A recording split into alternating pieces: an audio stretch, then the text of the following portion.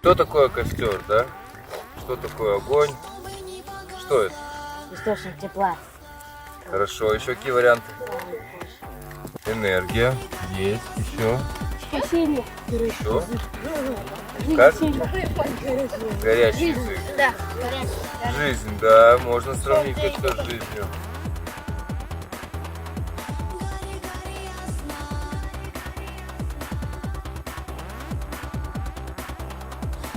Вообще огонь существует столько, сколько существует вообще наше человечество, наша цивилизация.